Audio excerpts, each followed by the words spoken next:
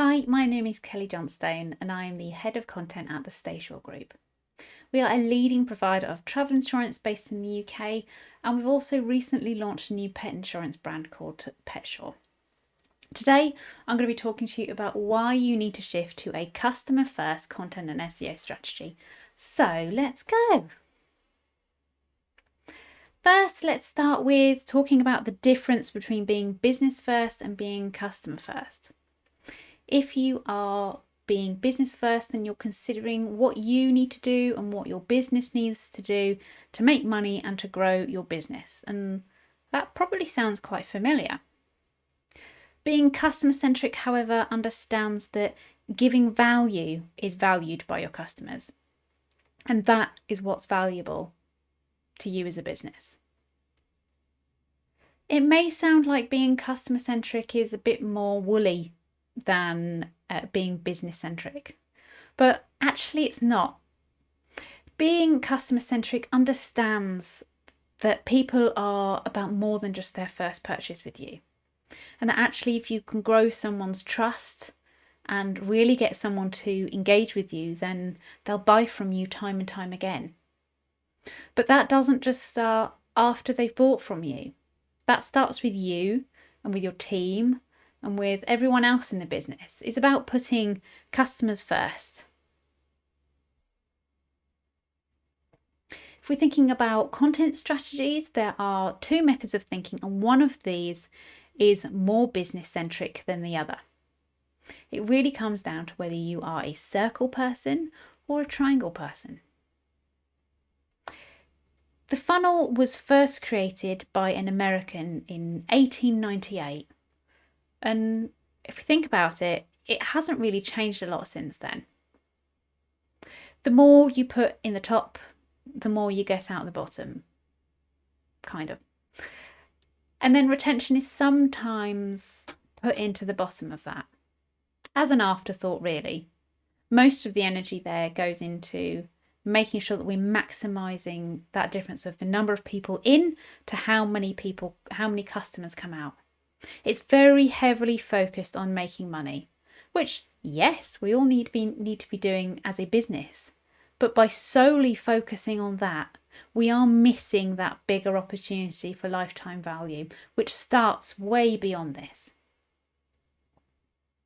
Instead, what I've been using for our new brand PetSure is the flywheel, which I've adapted to a pet theme because it's a pet brand. So here, the flywheel model was actually first created by HubSpot a few years ago. There's lots written about it online you can find to see how it can work for you, so they're well worth a read. I've adapted ours, so we start with fetching strangers, making sure that we are giving value to people. We then move on to make people stay, so make it easy for people to shop and to buy from us. And then we move on to treat. So we make sure that customers are treated and turn them into promoters, which then feeds them back in. The key difference here, other than the shape that you can see, is that being customer focused in terms of your strategy means that you're taking out the pain points along the way. You're no longer just focused on making money. You're instead focused on giving value and understanding that removing those pain points across that entire journey will help to speed up growth. Now, as a few quick wins, here's a few things that you might be doing on your site that make me feel like I've got a bad feeling about it. So these things are business centric, and we'll also go through how you can fix them. The first thing is making it all about you. So just like how Darth Vader would very much make it about him, of saying he will join us or die, you will join the dark side. He's very much forcing himself on others. We do that on websites when we overuse the word we, and not when we're talking about a collective we that can be quite strong and quite empowering. This is a we that is just talking about you as a brand rather than the customer. So really what we need to be doing is to be more like Mando. So Mando puts the need of the child way above his own. He takes him to wherever he needs to be. And in a website world, that would be making sure that you are leading with you-driven statements instead of using we's. Making sure that you're pushing the benefits above your features. Another thing that you might find is if you work in a silo. Now, this can be a problem, especially in SEO, because we work on a channel basis. And that makes sense because that is where our strengths lie in and the expertise that's needed on a channel basis. But people don't think on a channel basis, do they? People think, I have a question, I will ask it. You might ask it on Google, they might just be thinking of it and get an email. If you are only writing things for the purpose of SEO and not sharing it with other teams, then you're missing a trick because you're fulfilling your aims rather than the aims of the customer. So understand that content is universal. Use the content where you can. You might not do this yourself because it might not be your job to do it, but make sure that you are collaborating with your other team members. Make sure that you are sharing things that can be used across the board and that they have things that can be shared with you as well. Stop working in silos and let's just work together. The third thing that you might find is if your landing page titles look like they've been written by Yoda. This is where you might be going for an exact match. Now, that might seem logical from a business point of view because you're trying to get more traffic, so trying to increase that relevance. But actually, you're not increasing relevance by doing that. Instead, what you should be doing is making sure that you are matching my intent. It is a real life scenario. I've recently searched for kitten biting, have a kitten, and I don't want articles that are titled kitten biting. I want how to stop a kitten from biting. So just really consider what customers, even though they are searching for something as an exact term, make sure that we are using keyword research to understand the language and the terminology that people use, but not matching that in an exact way. Making sure that we're making it clear what that article or what that page is about. The fourth thing to look out for, which I think this is actually one of my biggest bugbears, is when people measure a site-wide conversion rate without any context whatsoever. Don't, because it's a trap. So a quick question for you, rhetorical. Are all of your pages on your site designed to convert? No? No. It's unlikely that you'll have a site where every page, including customer services pages, where you think they will convert and make a sale. So why are we measuring all of those pages as if they're designed to convert? It doesn't make sense. At least not without that greater context as to what that's made up of. Make sure that you know those figures, that you know what your conversion rate is for the pages that are designed to convert. Create those groups. Make sure that you understand what that mix is. Especially if, for example, one of your aims is to increase the number of blog pages, for example, or to increase blog traffic. If you're increasing traffic to a section of your site that isn't designed to convert, that will drop your conversion rate. I mean, that doesn't really matter because you might be increasing relevance there, but not directly increasing conversion. But by just measuring site-wide conversion rate there, that would look like that your project then wasn't a success against that metric. So it's really important to make sure that you are measuring against the right things. The fifth thing that you'll need to look out for is if you're not checking mobile view. Now, we know that over 50% of traffic is mobile. Probably a lot more for different industries. But have you ever posted an article or a page without checking what it looks like on mobile? Now, it's not good enough to say, yeah, but my template's responsive. There's probably quite a few people that are actually nodding along saying, Actually, yes, I've done that. Now, if you know that half of your traffic comes from mobile, why aren't you checking it? Make sure that you check what things look like on devices every time.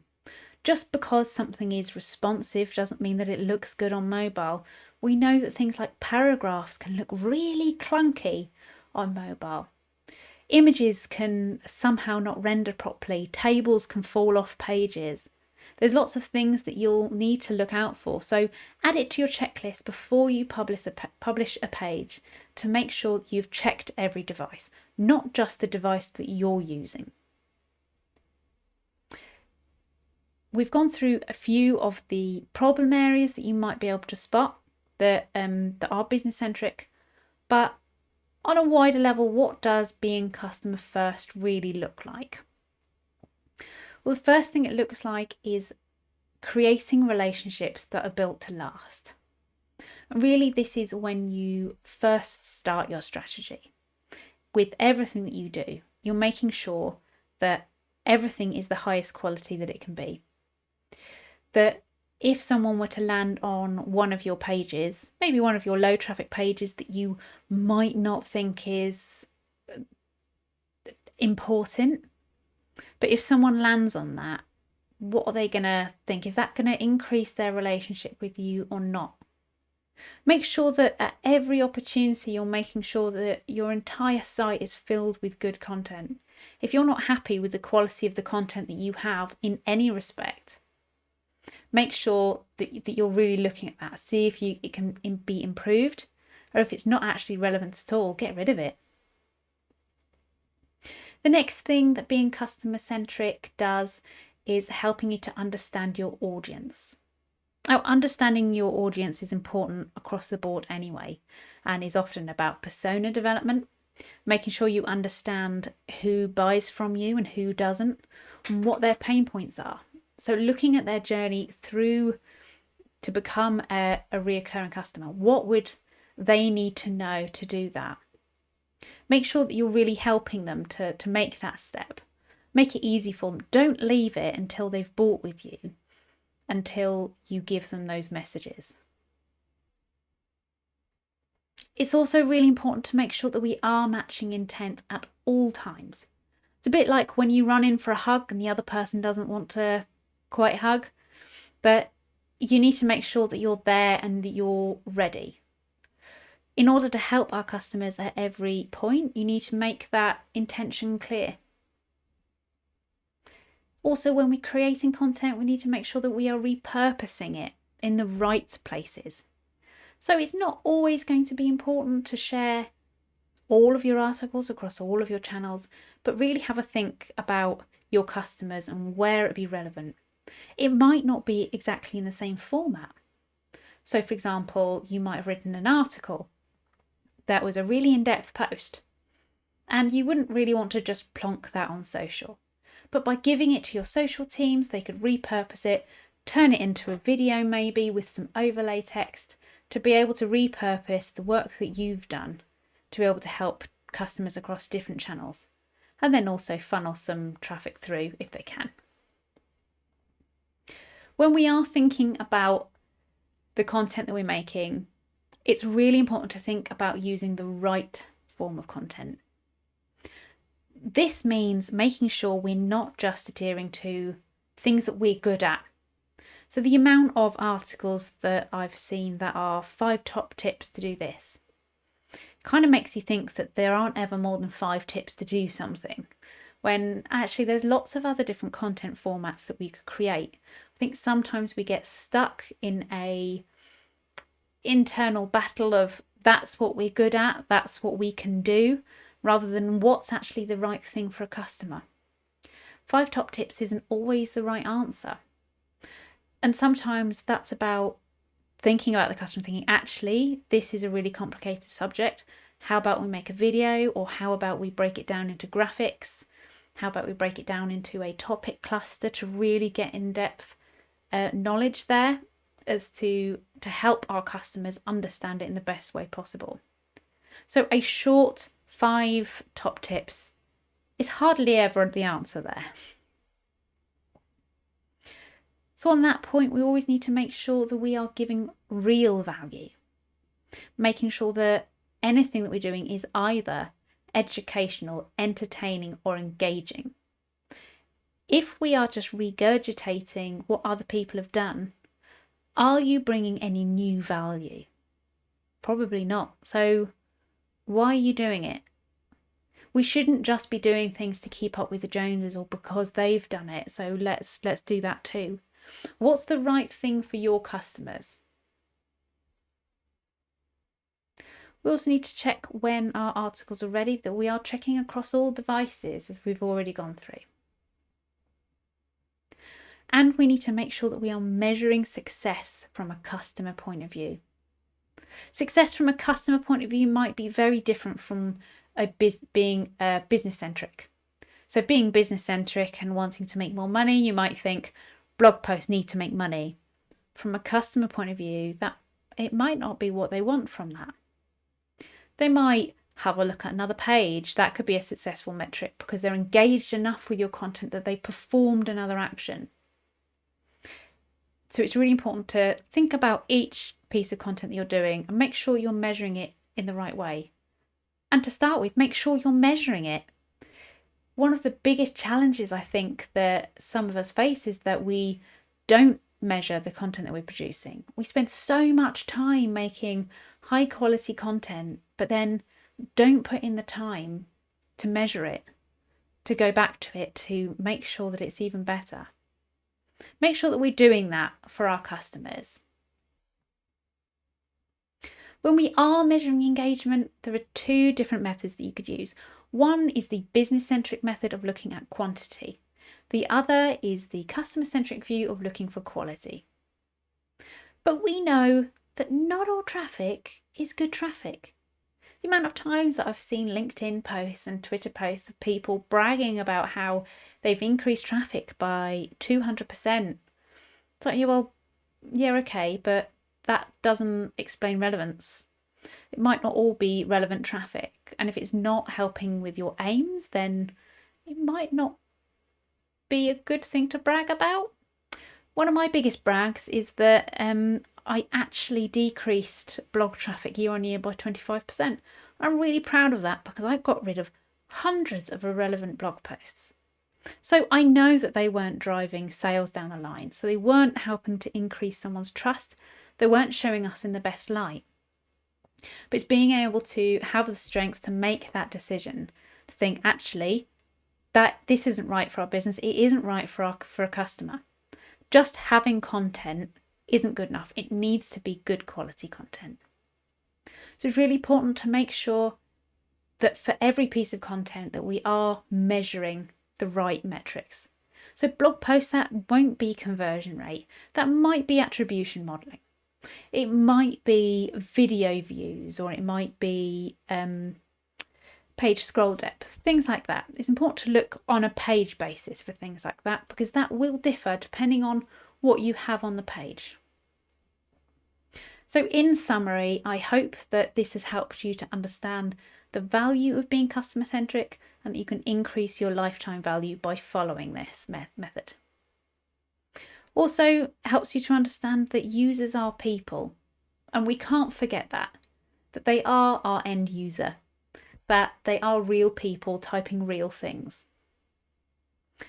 That when it comes to anything, that quality is always better over quantity. It's always best to make sure that we are striving for the best.